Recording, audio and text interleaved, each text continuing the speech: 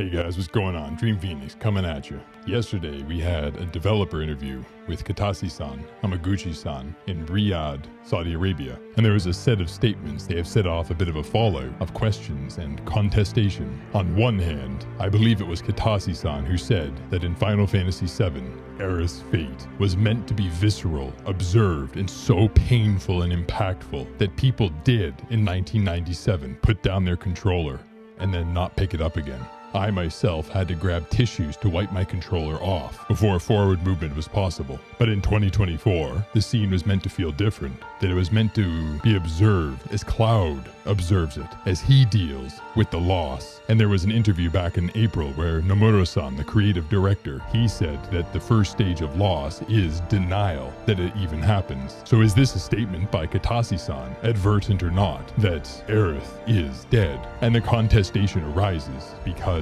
throughout this interview and ones preceding it, the devs have been uniform in saying that the critical moment is open to interpretation, that many players will get different things out of it and have different ways of concluding what actually happened. And there was even a playful question yesterday to the audience: do you actually want to know what happened and what is Aerith's fate?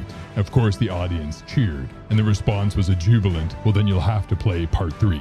So which is it? Is it that Aerith did die, or is it open to interpretation? Let us begin answering this by considering that there are hundreds of thousands of ways to interpret all of the phenomena from the altar forward in chapter 14 of Rebirth. Many of them are unique outliers and inspiring theories, but predominantly all of those hundreds of thousands of interpretations fall into 3 nebulous bodies of thought. 1. Aerith is alive in another world, one where Cloud did deflect the blade. 2. Aerith, seen after the altar, is a lifestream ghost. And number 3, Aerith, seen after the altar, is a hallucination, either Cloud's and or with the help of Jenova and Sephiroth.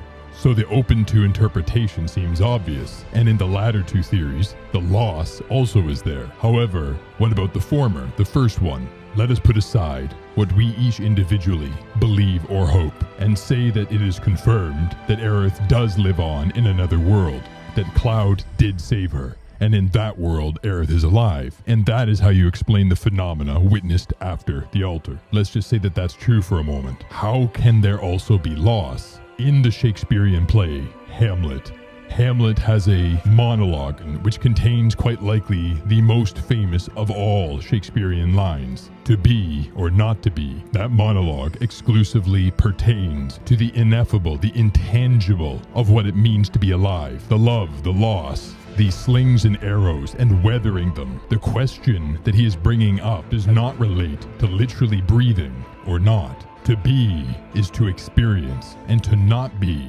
is to lose that ability to experience. So let us consider Make 'em Bloom, Miss Gainsborough's perspective. She can no longer hug or high-five her friends, kiss those that she loves, as far as we know. She can't enjoy all of the experiences that even Omni Aerith thanks Cloud for in the flower resolution scene.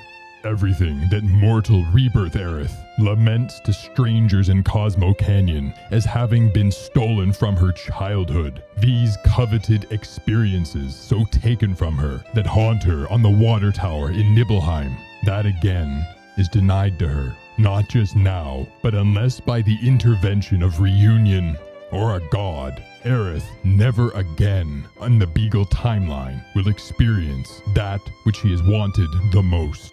So for Aerith, and everybody who knows Aerith, especially Cloud, because Cloud was there at the flower resolution scene, Cloud was there in Cosmo Canyon, so he knows that Aerith has lost. By all paradigms, perspectives, Miss Gainsborough has suffered tragedy, even if she's alive in another world. And let us consider everyone else's perspective. We need only look at the final scenes. They also know what was taken from them. None of them will get to experience the inimitable flower seller ever again, as far as we know. And even Cloud, though he can still see her, and clearly he believes that she is alive by some measure. He cannot even talk to her unless no one else is around, because he knows they can't see her. He certainly could not talk about her to Tifa or Barrett, as he knows they think he was insane? And what about his ability to take her hand and never let her go? It seems, at least at the moment of space and time at the end of Rebirth, that preciousness is limited to very special circumstances, such as the in-between or the life stream. So everybody has suffered greatly because of what happened at the altar, even in scenario 1, where Aerith lives on in another world. And if reunion never comes to pass, and even if Cloud, by some measure of his increasingly curious powers, is unable to call her forth back into her body to render even the dead manifest from the unmanifest, as he was able to do with the black materia, then come the finale, we will know just how sad the end of Rebirth was, even if Aerith lives on in another world.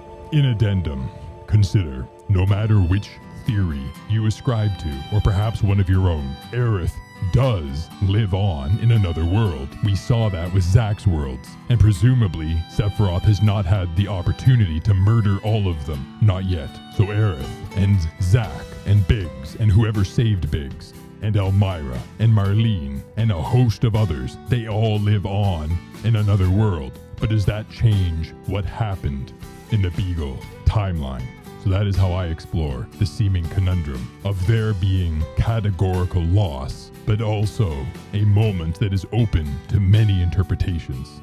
On a slightly lighter note, next weekend will be dedicated to Ever Crisis, as we are soon upon the 1-year anniversary, and it's quite likely that something special might be unveiled then. And there's 2 radical live wires that need to be tied up. One pertains to Sephiroth and what the heck is going on in his memories/worlds, which seem to be directly attacked by Jenova. But as they're all part of Ever Crisis, does that mean all of these worlds are under threat from Jenova? And 2, the most recent event, A Midsummer's Night Dream, also Shakespearean. Cloud acts in a way we have never seen before, ever. And it is a far cry different from the Cloud we have witnessed until now in Ever Crisis, who is very similar to Final Fantasy VII. He does not like romance. He's cold. He's cut off. He pushes people away. He's incredibly awkward. He's very difficult to connect to. And yet, this month, we observed Cloud say things that are nothing short of heart-touchingly beautiful. Almost as if Cloud of Ever Crisis, somewhere in his memories, is Barrett saying, "You have to make the first move." That's just a teaser for next weekend. Imagination Adventurers, until then, I bid thee adieu.